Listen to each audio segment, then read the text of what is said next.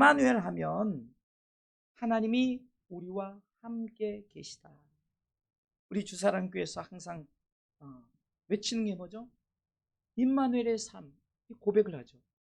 그래서 과거를 표현하고 현재를 표현하고 미래를 표현하면서 하나님은 히브리서 13장 8절 말씀처럼 과거에도 현재에도 미래에도 영원토록 동일하게 임마누엘 하십니다. 믿습니까? 그래서 임마누엘이라는 것은 우리 그리스도인들의 중요한 하나님의 축복이에요. 제가 중국에 갔더니, 중국 여러분들 가셔서 아시죠? 그냥 보면 앞에다 그냥 크게 임마누엘, 정말 이마네리. 그래서 크게, 그리고 뭐 전도한다, 뭐 단체복을 한다 그러면 꼭 임마누엘을 저들이 등에다 크게, 앞에다 크게. 그만큼 임마누엘이 얼마나 중요합니다. 우리가 삶을 누리는 방식이 두 가지 방식이 있습니다. 첫 번째 방식은 세상에서 누리는 삶이죠. 곧 육적인 삶의 누림의 방식이 있습니다. 두 번째 방식은 주 안에서 누리는 삶이죠. 곧 영적인 삶의 누림의 방식입니다. 우리 그리스도인들은 이 육적으로도 영적으로도 우리는 누릴 줄 알아야 돼요.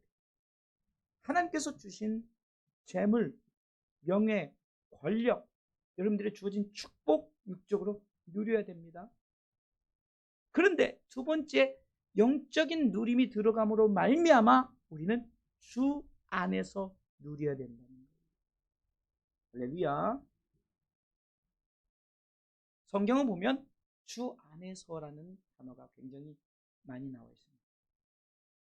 데살로니가전서 5장 23절에도 평강의 하나님이 너희를 거룩하게 하시고 온몸과 영혼이 주오실 그날에 흠없게 보존되기를 원하노라. 거기서 보면요, 평강의 하나님이, 같이 읽을까요? 시작. 평강의 하나님이 친히 너희로 온전히 거룩하게 하시고 또 너희 온 영과 혼과 몸이 우리가 주 예수 그리스도 강림하실 때 흠없게 보존되기를 원합니다. 예수와 함께죠. 데살로니가전서 5장 16절로 18절에서도 보면 항상 기뻐하라, 쉬지 말고 기도하라, 범사에 감사하라 하면서 이는 그리스도 예수 안에서. 할렐루야. 요한복음 14장 27절 말씀에도 평안을 너에게 주노라. 이 평안은 세상이 주는 것 같지 않다. 이 평안은 바로 내가 주는 나의 평안이다 라면서 예수 안에 평안입니다. 사랑하는 성도 여러분, 누려야 됩니다. 여러분들 가진 것 누려야 돼요. 그런데 조건이 있어요. 어떻게 해요? 주 안에서. 주 안에서.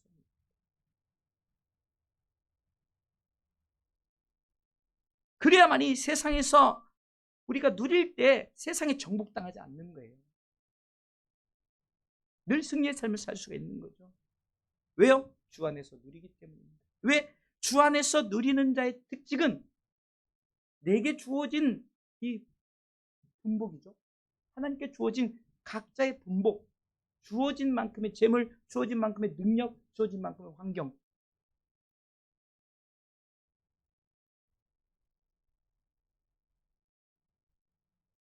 극동방송을 통해서 한 할머니가 소개돼요. 그분은 이름도 없이 빚도 없이 선교헌금을 합니다. 얼마 되지 않아요. 그분의 환경이 넉넉치 않아요. 그리고 뛰어나게 배운 것도 없어요.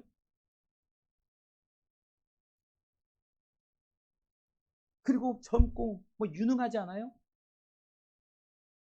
그런데 이분은 주 안에서 누릴 줄 아는 거예요. 임마누엘 삶을 통해서 누리는 자들은 바로 이렇게 누리는 자예요. 내게 주어진 그 환경 속에서 누릴 줄 아는, 그 성경은 그런 사람들을 강하고 담대하게 살아간다라고 말하죠. 강하고 담대하게 살아간다. 정말로 누릴 줄 아는 자. 여러분들 반면에 비교적으로 이 솔로몬 왕은 다 가졌잖아요. 물권, 명예, 권력, 환경 다 가졌어요. 그런데 전도서 1장 2절에 보면 이 솔로몬이 자기 노년의 시대 때 이런 고백을 하는데, 전도서 1장 2절을 우리 다 같이 이렇게 성경을 찾아보는 습관도 좋아요. 못 찾으면 앞에 보는 거예요. 읽습니다. 전도자가 가로되 헛되고 헛되며 헛되고 헛되니 모든 것이 헛되도다. 자, 문제를 낼게요. 헛되도단 말이 이 한 구절에 몇 번 나와요? 몇 번? 5번씩이나 나와요. 아니, 재력도 있고 다 가진 자가 왜 헛되다 헛되다 이렇게 헛되다, 이 말은 나 잘못 살았어, 나 인생을 제대로 누리지를 못해서. 여러분, 우리가 흔히 졸부라고 말하죠. 갑자기 내가 가진 땅이 도시계획 속에 들어가서 굉장히 부자가 된 사람, 그런 분들이 돈이 갑자기 주어지니까 돈을 쓸 줄을 몰라요. 그래서 이 돈을 활용할 줄을 몰라요. 자기를 위해서도 못 써요. 남을 위해서도 못 써요. 그러니까 이전 상황이나 그전 상황이나 지금 상황이나 크게 다를 바 없어요. 누리질 못한다는 거예요. 솔로몬이 다 가졌지만 그의 고백이 뭡니까? 참 헛되다. 내가 헛된 인생을 살았다. 아니, 삶의 모든 것을 다 가진 대표적인 인물이 왜 이런 고백을 할까요? 그럼에도 불구하고 아까 제가 전자에 얘기했던 그 극동방송의 성경엄 하시는 할머니, 나이 많았고 그리고 넉넉하지 못했고 그럼에도 불구하고 자신의 것을 드리면서 누리면서 자신의 삶에 행복함을 가지면서 삶을 누리는 것이 임마누엘의 삶을 누리는 자인 줄 믿으시기 바랍니다. 아마도 이 솔로몬 왕은 많은 것을 가졌지만 임마누엘의 삶이 아니었을 것입니다. 다 가졌는데 중요한 것은 그 속에 하나님이 함께 하시지 않았다는 것이죠. 오늘 말씀처럼 삶을 누리긴 했는데 우리가 임마누엘의 삶을 누리지 못한 이런 어리석은 사람이 아니라 우리는 어떤 상황 속에서도 임마누엘의 삶을 누리는 자 되시기를 주님의 이름으로 축원합니다. 오늘 성경은 이렇게 시작하죠. 오늘 본문의 1절 말씀에 보면 같이 읽어보겠습니다. 읽습니다. 여호와께서 집을 세우지 아니하시면 세우는 자의 수고가 헛되며 여호와께서 성을 지키지 아니하시면 파수꾼의 경성함이 헛사로다. 이 말씀 뭡니까? 여호와께서 임마누엘 하시지 않으면 아무리 인간의 노력이 해도 의미가 없다. 그렇기 때문에 이 말은 여호와께서 함께 하셔야 된다. 임마누엘로 하셔야 된다. 아멘. 그래서 우리가 임마누엘의 삶을 누리는 자 되기 위해서는 오늘 본문의 말씀을 통해서 우리가 어떻게 살아야 될까를 우리가 생각해 보면서 여러분들이 주어지는 환경 속에서 임마누엘의 삶을 누리시기를 주님의 이름으로 축원합니다.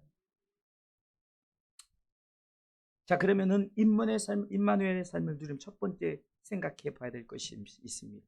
그것은 우리들의 삶의 모습을 점검을 해 봐야 합니다.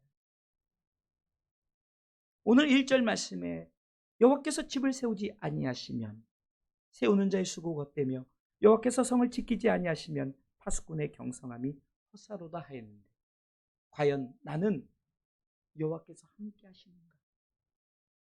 여호와께서 내가 집을 세울 때 여호와께서 함께 하시고 있는가? 내가 성을 지킬 때 여호와께서 함께 하시고 있는가? 집을 짓는 인간의 모습을 표현하고 있죠. 집은 가장 작게는 하나님께서 세우신 이제 가정의 시작이죠. 그 가정 속에서 자식들을 말할 수가 있죠. 각 가정 속에 그 자식들, 아주 작게는 오늘 본문을 통해서 비추어 본다면, 그러면 이 집이란 것은 가장 작게는 가정을 말할 수 있지만 조금 더 넓게는 뭐가 될까요? 우리가 섬기는 교회들이 각 집일 수 있죠.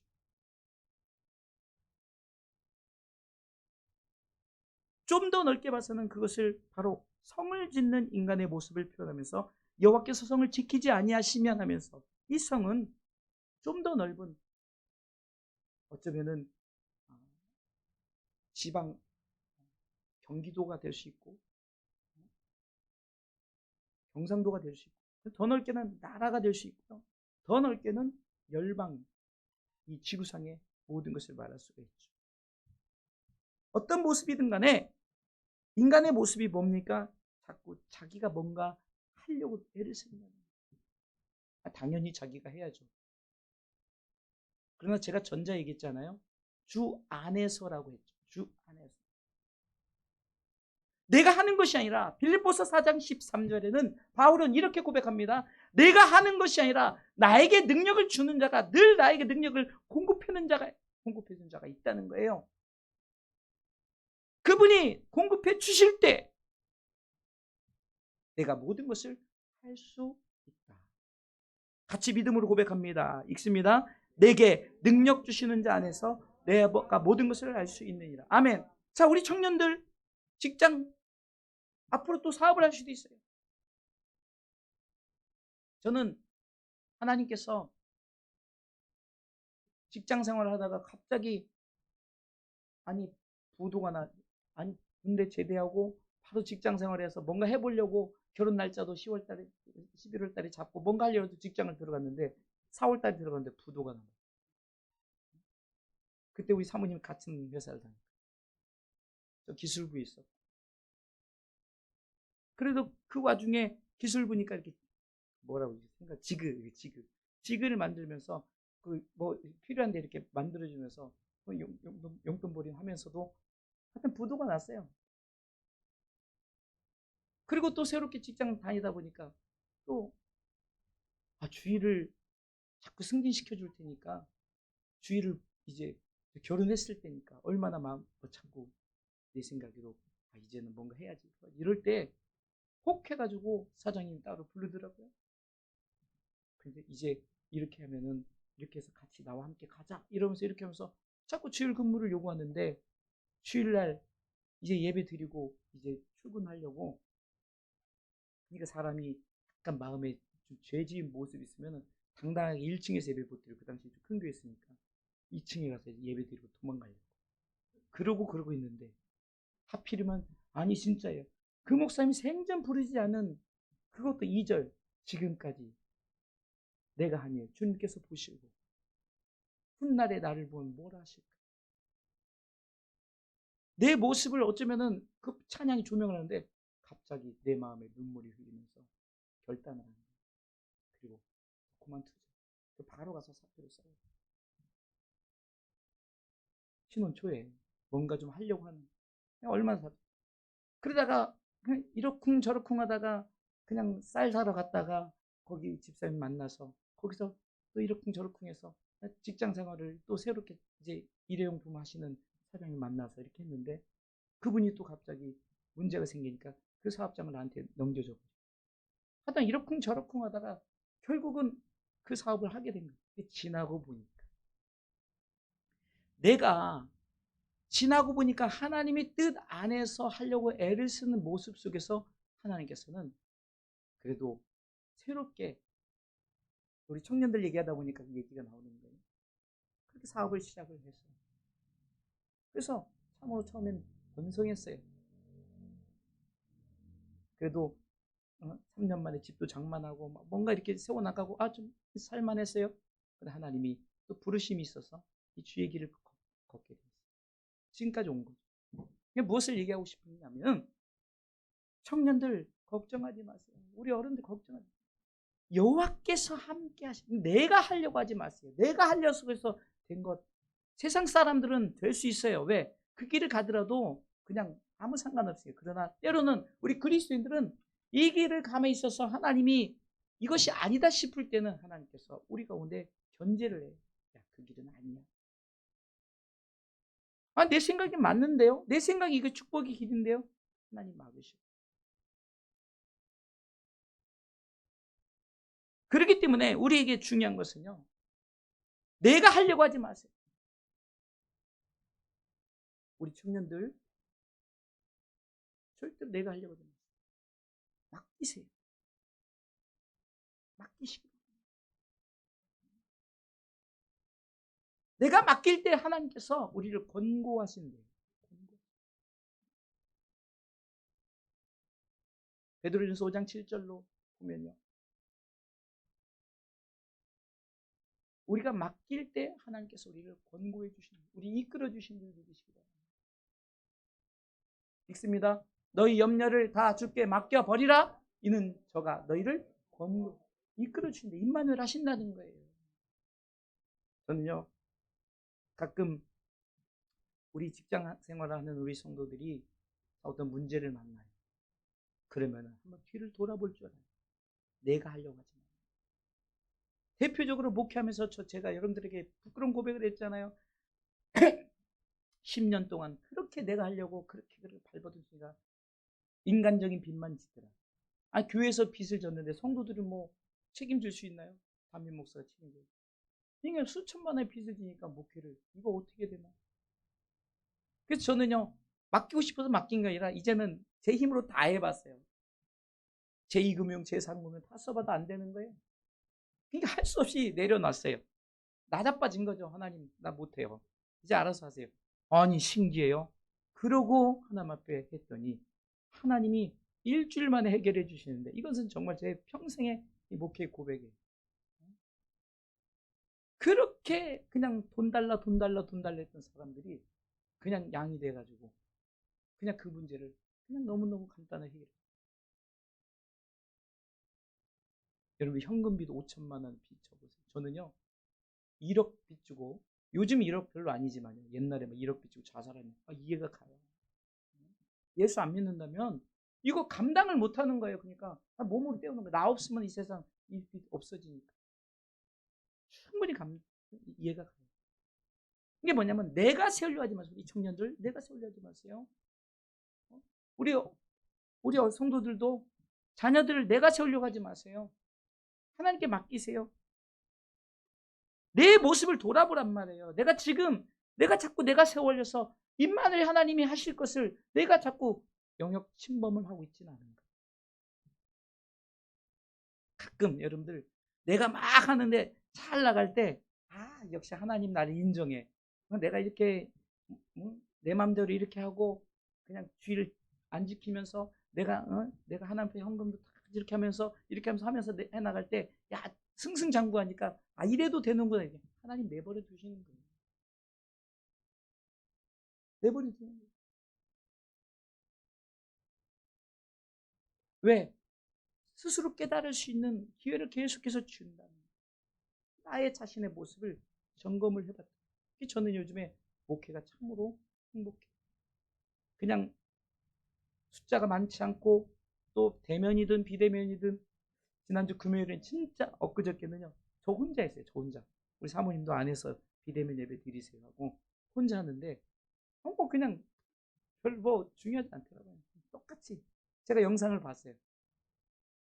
제가 영상을 보면서도 그냥 이렇게 훑어가면서 사실 아무도 없어요.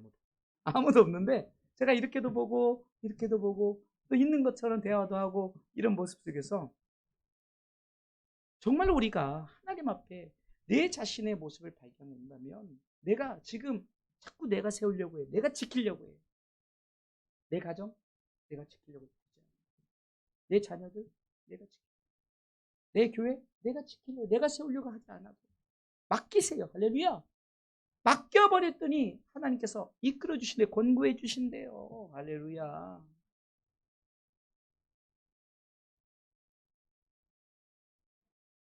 우리는 말씀 앞에, 말씀이 우리로 하여금 이끌어갈 수 있도록, 말씀이 우리를 견인해 갈 수 있도록 맡길 줄 알아야 돼요. 하나님의 말씀이 임합니다. 이 말씀이 임할 때 우리는 자꾸 말씀의 영역을 침범해서 말씀이 없어도 돼. 내가 이렇게 살면 돼. 이렇게 하면 돼. 이렇게 살나가니까 그러다가 신앙 다 까버리고 다 잊어버리고 무너져버리고 그런 상황 속에서 하나님은 우리로 하여금 말씀을 통해서 자꾸 그래서 예배가 왜 중요한지 아십니까? 예배를 통해서 깨닫는 은혜를 주시는 거예요.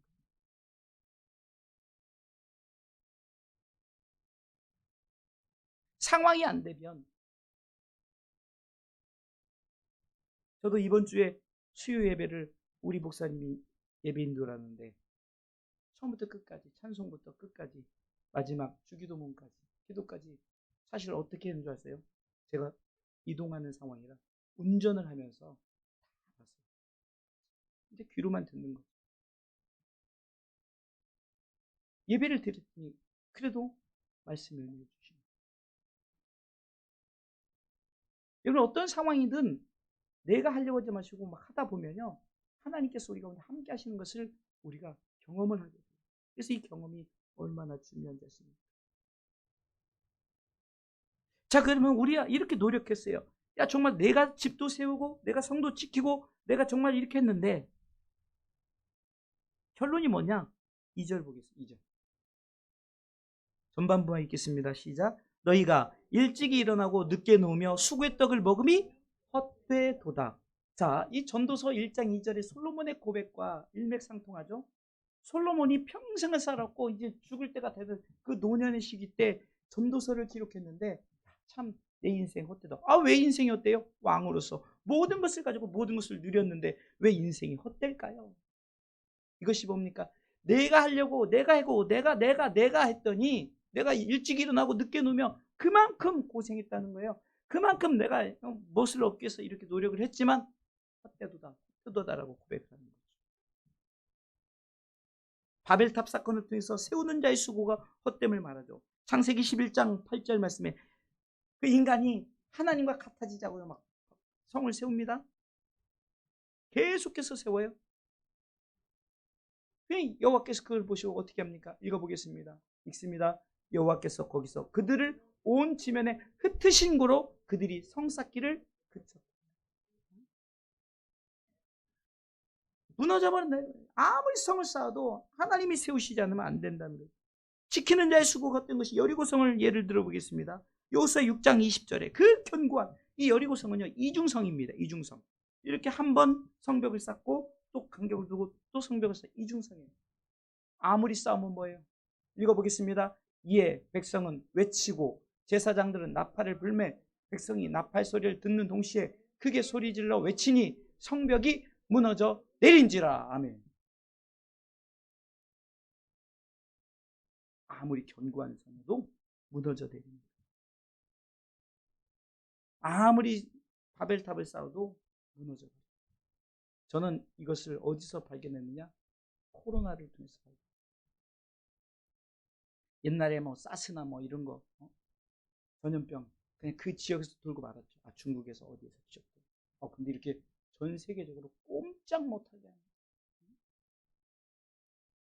우리가 아무리 하려 방역 체계를 한다고 됩니까?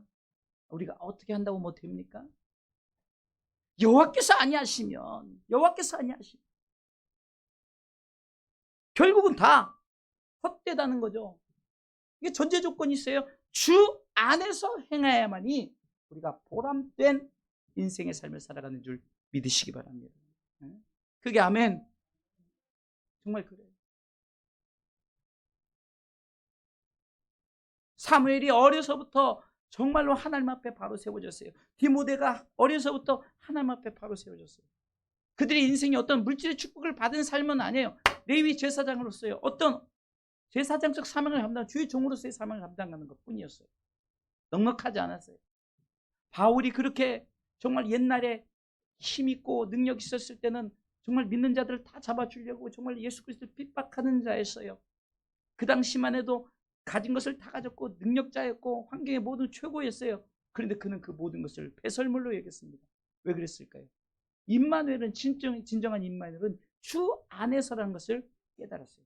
그게 바울의 고백 속에 보면 주 안에서 이 주 안에서. 왜? 그가 깨달은 거예요. 오직 예수 안에서 내가 삶을 사는 것이 진정으로 바람직하고 하나님 앞에 올바른 삶, 하나님의 임마누엘의 삶을 사는 것이다라고 그는 알았기 때문에 항상 예수 안에서, 주 안에서. 빌립보서 4장 4절 주 안에서 기뻐. 주 안에서. 할렐루야. 다 헛되다는 거죠. 그러니까 임마누엘의 삶을 누리려면 세 번째는 당연히 여호와께서 함께 하시는 삶을 살아야 되네. 여호와께서 함께 하시는 삶. 오늘 말씀은 다 그 말이에요. 왜? 임마누엘이 초점이니까 여호와께서 아니하시면에 대한 말씀을 나눌 때 뭐가 공통점이 있습니까? 내가 하려고 했더니 처음에 승승장구하는 것 같더니 나중에 보니까 무너지다. 바벨탑도 승승장구 쌓는 것 같지만 나중에 무너지다. 견고한 성도 쌓았지만 무너졌다. 그래서 우리가 잘 아는 말씀 속에 보면 마태복음 7장 24절에 27절까지 보면 무너지지 않으려면 어떻게 해야 되는가를 말하고 있죠. 읽어보겠습니다. 그러므로 누구든지 나의 이 말을 듣고 행하는 자는 그 집을 반석 위에 지은 지혜로운 사람 같으리니 비가 내리고 창수가 나고 바람이 불어 그 집에 부딪히되 무너지지 아니하나니 이는 주초를 반석 위에 놓은. 그 이유는 because 왜냐하면 주초를 반석 위에 뒀다라는 것은 임마누엘, 내 삶을 주 안에서 살았다. 내 삶을 주 안에서 행했다. 아멘. 그런 자에게 무너지지 않는다. 그런데 26절 읽어보겠습니다. 읽습니다. 나의 이 말을 듣고 행치 아니하는 자는 그 집을 모래 위에 지은 어리석은 사람 같으니 비가 내리고 창수가 나고 바람이 불어 그 집에 부딪힘에 무너져 그 무너짐이 심하니라. 영적 피폐함이죠. 저는요, 우리 성도들이 때로는 좀 환경에 어려움을 만날 수가 있어요. 그럴 때 저는 다른 거 기도하지 않아요. 하나님, 영적으로 흔들리지 않도록, 저 믿음 흔들리지 않도록, 저 신앙이 흔들리지 않도록, 그거 하나면 언제든지 하나님께서 회복의 은혜를 주시거든요. 우리끼리니까 다 알지만 우리 성도 중에 한 분이 갑자기 회사에서 그만두라. 절망이죠. 낙심이죠. 그럼에도 불구하고 내어 맡기고 했더니 하나님께 또 회복의 은혜를 주시죠. 중요한 건 신앙이 무너질까 봐 걱정되는 거지, 뭐 당장 직장 뭐 문제가 된다고 아니에요. 하나님 앞에 올바른 믿음을 가지고 우리가 나아가면 하나님은 성경적으로 더 좋은 것을 주신 줄 믿으시기 바랍니다. 이것이 바로 임마누엘의 법칙인 거예요. 그래서 임마누엘의 삶을 누린 자는 한마디로 오늘 성경을 말하고 있습니다. 2절 말씀 후반부 읽어보겠습니다. 그냥 2절을 전체를 읽어볼까요? 오늘 본문의 2절 말씀 같이 읽습니다. 너희가 일찍이 일어나고 늦게 누우며 수구의 떡을 먹음이 헛되도다. 그러므로 여호와께서 그 사랑하시는 자에게는 잠을 주시는도다. 자 보세요. 헛된 인생을 살고 지쳐있는 자에게 하나님께서 무엇을 준다 그랬어요? 잠을 주시는. 여러분들 이 잠이 얼마나, 그래서 잠이 보약이다란 말을 들어봤죠. 사람이 고문 중에 가장 무서운 고문이 잠 안 재우는 고문. 하룻밤 새우셨죠? 이틀밤 혹시 새우셨나요? 이거요, 세상 말로 미칩니다. 그래서 불면증이 그냥 다른 병들을 유발시키지 않아요. 잠을 못 자요. 그런데 오늘 성경은 임마누엘 이 삶을 누리는 자에게 무엇을 주신다고요? 잠을 주신다. 아멘. 그럼 잠을 주신다는 건 뭘까요? 첫 번째, 평안을 준다는 거예요. 평안하니까 잠을 잘 자겠죠? 내 마음에 평안하니까. 그래서 요한복음 14장 27절 말씀에 같이 읽어보도록 하겠습니다. 읽습니다. 평안을 너희에게 끼치노니 곧 나의 평안을 너희에게 주노라. 내가 너희에게 주는 것은 세상이 주는 것 같지 아니하니라. 너희는 마음에 근심도 말고 두려워하지도 말라. 이 말은 내가 하면은 마음에 근심과 두려움이 생기는데, 내적 평안, 예수 그리스도 안에서 주어지는 이 평안이 우리에게 주어지면 세상의 평안이 아니에요. 인위적인 평안이 아니에요. 물질로 주어지는 어떤 환경을 주어진 평안이라 예수 안에서 누리는 영적인 평안이죠. 이 평안을 가졌더니 근심도 없고 두려움도 사라져요. 그렇기 때문에 요한복음 16장 33절에서는 이 평안을 누린 자는 강하고 담대하게 세상을 이기는 자다라고 말하죠. 같이 읽어보겠습니다. 요한복음 16장 33절 읽습니다. 이것을 너희에게 이름은 너희로 내 안에서 평안을 누리게 하려 함이라. 세상에서는 너희가 환난을 당하나 담대하라. 내가 세상을 이겼노라 하십니다. 예수 그리스도가 이긴 세상, 그 예수 그리스도를 마음에 모시면 그 예수 그리스도가 누린 평안이 우리에게도 나타내져서 우리도 세상을 이기는 자가 되는 줄 믿으시기 바랍니다. 또한 잠을 주신다는 것은 안전한 삶을 주신다는 거죠. 우리가 안전지대라, 세이프티존이라고 그러죠. 안전지대. 예수 안에서 주어지는 안전한 삶. 그것은 하나님이 지켜주시기 때문이고, 그렇기 때문에 우리는 항상 어떤 상황 속에서 안전한 삶을 추구하죠. 그러나 여러분들, 내가 내적 평안이 없다면 물질로서 어떤 환경에서 내가 평안해질까요? 내가 안전해질까요? 그렇지 않다는 거예요. 무슨 말이냐면 내 마음에 안전한 삶을 먼저 소유한다는 거예요. 그래서 나는 평안하다, 나는 안전하다, 나는 내 삶 속에서 정말로 하나님이 지켜주시기 때문에 내 삶은 결코 걱정 없다. 이것이 바로 다윗의 고백 아닙니까? 여러분이 잘 아는 시편 23편 1절로 2절에 이 고백이 얼마나 평안한, 나는 안전하다, 나는 안전하다. 같이 읽어볼까요? 시편 23편 읽습니다. 여호와는 나의 목자시니 내가 부족함이 없으리로다. 그가 나를 푸른 초장에 누이시며 신만한 물가로 인도하시는도다. 내가 지금 안전지대에 있다는 거예요. 그래서 난 부족함이 없다, 나는 참 좋다라고 안전한 삶을 말하죠. 그러면서 어떻게 이끄시냐? 3절 보겠습니다. 3절 그렇습니다. 내 영혼을 소생시키고 자기 이름을 위하여 의의 길로 인도하시는, 이 내적 평안이 얼마나 중요합니까? 4절 읽어보겠습니다. 내가 사망의 음침한 골짜기로 다닐지라도 해를 두려워하지 않을 것은 주께서 나와 임마누엘 하신다. 항상 주의 지팡이와 막대기가 나를 항상 안위하시니까 나는 안전하다라고 고백하는 거예요. 그런 자가 계속해서 5절이요.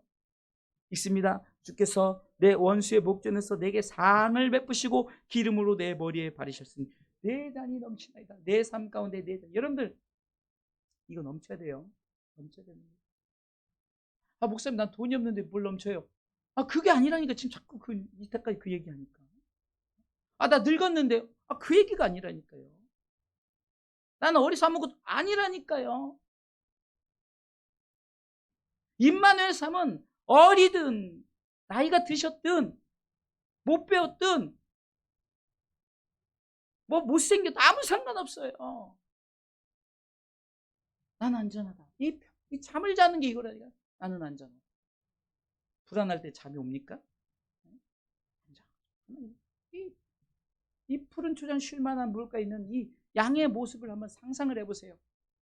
목자가 딱 지키고 있으니까 걱정 없는 거예요. 내가 사망의 음침한 골짜기도 해를 두려워 내 걱정하지 않을 것은 주께서 나와 함께 하시기 때문에 나는 걱정 없어. 그리고 내 원수의 목전에서 내게 상을 베푸시고 나는 걱정, 항상 나는 내 잔이 넘쳐라고 말하면서 6절 이 고백을 해야 되는 거예요. 있습니다. 나의 평생의 선하심과 인자심이 정녕 나를 따르리니 내가 여호와의 집에 영원히 거하리라. 내 안전지대가 어디라고요? 여호와의 집. 여호와의 집은 내 마음으로부터 시작되는 거예요. 저 멀리 하나님의 나라 네 마음에 있다라고 하잖아요. 내 마음으로부터 시작돼요. 안전함. 또한 이 잠을 주신다는 것은 삶의 필요에 모든 것을 채워주신다는 거죠. 열왕기상 3장 5절에 보면 이 솔로몬에게 나타나셨을 때 내가 네게 무엇을 줄까? 잠 가운데 내가 너 채워주겠다. 같이 읽어보겠습니다. 기브온에서 밤에 여호와께서 솔로몬의 꿈에 나타나십니다. 하나님이 이르시되 내가 네게 무엇을 줄고 너는 구하라. 꿈에 주시는 거예요. 이것은 육적인 꿈이기도 하고 또 영적인 꿈, 비전이죠.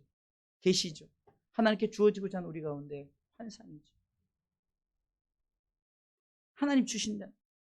이뿐만이 아니라 잠을 주신다는 것은 영혼의 쉼을 주신다는 거죠. 내 영혼이 은총 입어 중한 죄짐 먹고 본 예수 그리스도를 말미암아 나는 자유해, 나는 자유해. 로마서 8장 1절 말씀에 보면 내 영혼의 자유함을 선포하죠. 나는 자유하다. 사망아, 너희 쏘는 것이 어디 있느냐?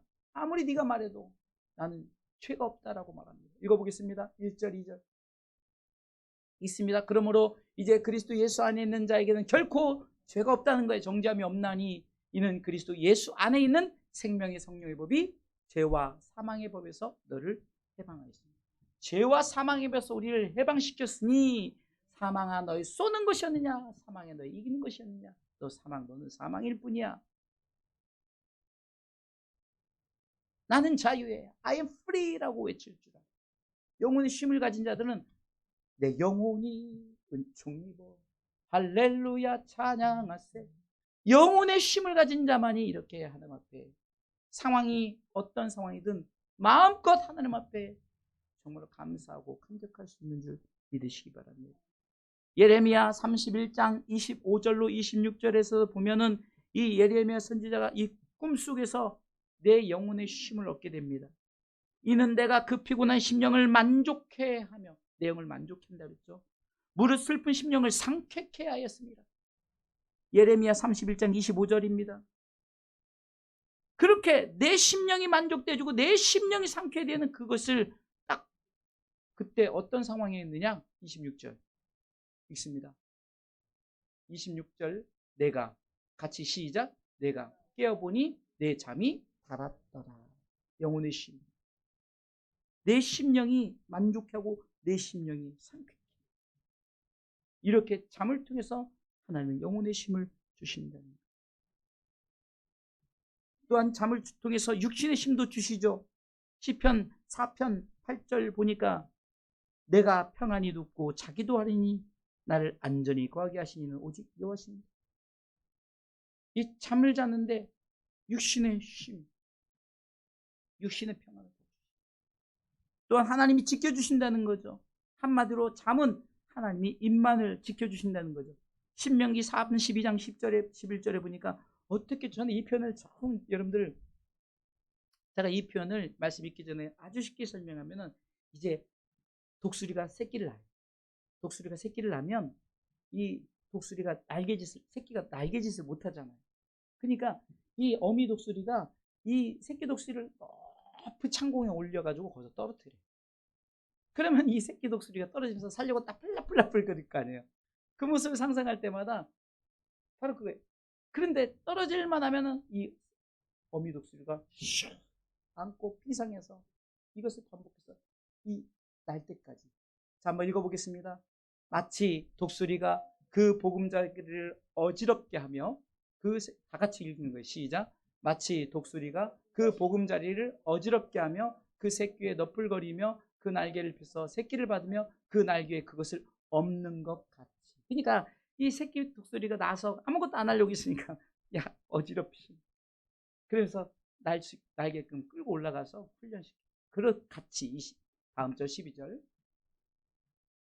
여호와께서 홀로 그들을 인도하셨고 함께한 다른 신이 없었도다. 이와 같이 이렇게 했다는 거예요. 이와 같이.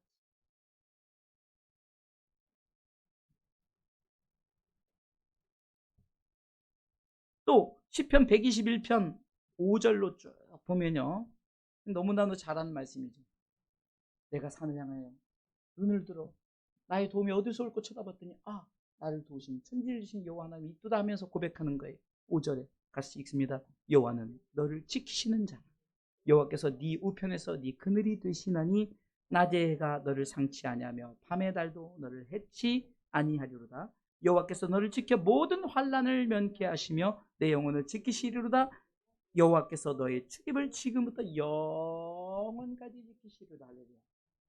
과거도 지키셨고 현재도 지키실 뿐 아니라 영원토록 지키시는 임마누엘의 하나님이 여러분들을 지키신 그 증거로 잠을 주신다 표현했던 것처럼, 이 잠의 여러 가지 의미를 통해서 육적인 쉼, 영적인 쉼, 그리고 평안과 우리에게 주어진 모든 것, 지키신 모든 것까지 여러분 이 잠을 누리셔서 임마누엘의 삶을 누리시기를 주님의 이름으로 축원합니다.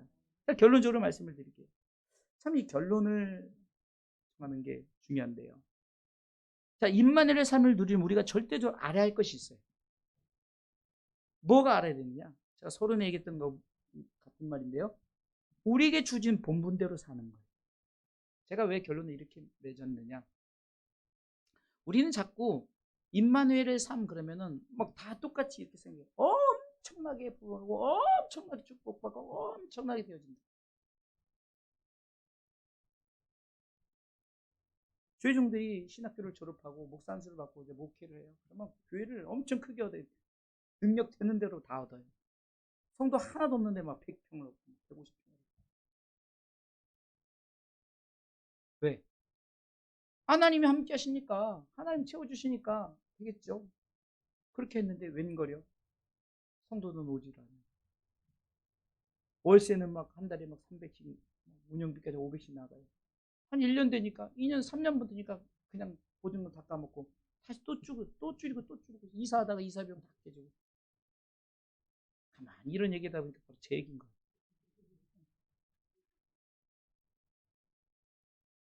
우리는 다 그래요. 그런 꿈을 가져요. 나 결혼하면 다 돼. 나 사업하면 다 돼. 나 뭐 하면 다 돼. 꿈을 갖고 해요. 근데 오늘 성경은 우리에게 주신 각자의 몫이 있다는 거예요. 각자의 목. 그래서 우리에게 주어진 이것을 우리는 분복이라죠. 내게 맡겨진 몫이. 달란트의 비율을 보세요. 1달란트, 2달란트, 5달란트. 달란트들이 맡겼어요. 그냥 똑같이 맡기지 않고 왜 성경은 1달란트, 2달란트, 5달란트 이렇게 간격을 뒀을까요? 중요한 것은 우리에게 맡겨진 것에 대한 충성이에요. 고린도전서 4장 2절에 보면은 맡은 자에게, 맡겨진 자에게, 내게 맡겨진 대로예요. 맡겨진 대로.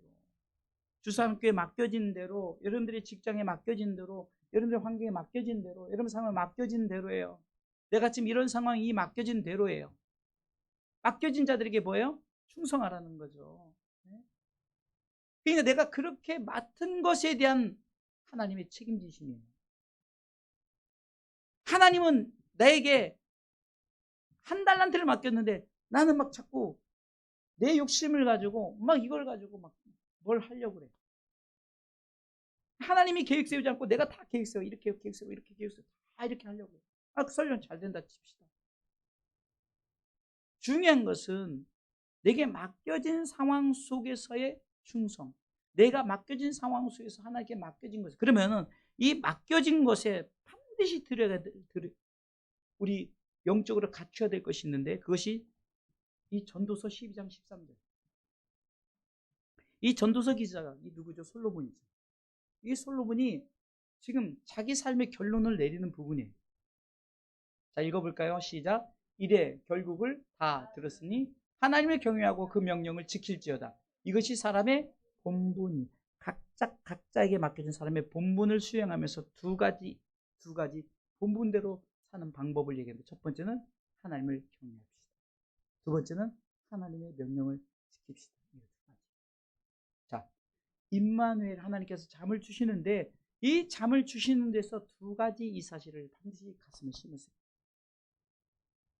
왜 하나님이 나와 함께 하신다면서 이렇게 역사하지 않아라고 하지 말고 두 가지를 먼저 내가 하나님을 경외했는지 또 하나님의 명령을 지켰는지를 점검을 해보시는 거예요. 사랑하는 성도 여러분, 내 삶 속에서 누리는 첫 번째 방식은 뭡니까? 내게 주어진 맡겨진 상황 속에서요. 두 번째는 하나님이 어떻게 하라 했는가를 내가 그것을 행하면서 내 삶을 누릴 줄 알아요. 여러분들 신앙의 삶 속에서 여러분들 생각대로, 여러분들 행동대로, 여러분들 마음대로 쫓아가는 것입니다. 제가 이번 주 금요일날 홀로 설교를 하면서도 강하게 외쳤던 것이 뭡니까? 우리가 기도할 때 왜 응답받지 못합니까? 그것은 예수 안에서 구하지 않고 예수 밖에서 구하기 때문에. 그리고 응답을 내가 생각해. 내 생각대로. 그럼 뭐하러 기도해? 내가 말하고 내가 응답하는 거야. 하나님의 응답을 기다리지 않아요. 그리고 하나님의 응답이 그냥 작게 응답하고 좀 이렇게 하면 이거 아니야. 내가 판단해보고 난 이건데 100만 원을 달라고 했더니 1,000원 주니까 하나님 잘못 들으셨나? 1,000원 아닌데 100만 원 주고 100만 원 제가 서른에 얘기했잖아요. 하나님이 경륜 가운데 하나님의 어쩌면 인류의 수레바퀴 안에 우리 굴러가는 인생을 살아가고 있어요. 바울같이 큰 위대한 복음 전도자가 있냐면은 제가 금요일에 설교한 거예요. 베드로처럼 무식하니까 그냥 자국민 선교. 그래서 크게 썼죠. 그것도 바울도 베드로도 크게 쓴 거예요. 그러면 그 이름도 빛도 없이 많은 숨기는 자들이 얼마나 많았어요. 대표적으로 이러면 스데반 집사는 전도 한 명도 못하고 돌에 맞아 죽었어요. 그냥 설교 한번 멋지게 하고 돌에 맞아 죽었어요. 우리가 생각하기를 임마누엘은 스데반 집사는 참으로 지지력 복도 없다. 저렇게 임마누엘하지 못한 삶을 살았다. 이렇게 말하지만 그러나 성경은 최고의 임마누엘의 삶을 살았다. 사랑하는 성도 여러분, 반드시 기억해야 됩니다. 내게 맡겨진 대로. 따라서요. 내게 맡겨진 대로. 크게 따라서 내게 맡겨진 대로. 이게 분복이 내게 맡겨진 분복. 반드시 기억하세요. 두 번째는 하나님을 경외하고 하나님의 명령을 지키는 자. 이 두 가지 사실을 가슴에 안고 나는 임마누엘의 삶을 세상에서 주어지는 것도 주 안에서 누릴 줄 아는 그 진정한 임마누엘의 삶을 누리는 자 되시길 주님의 이름으로 축원합니다.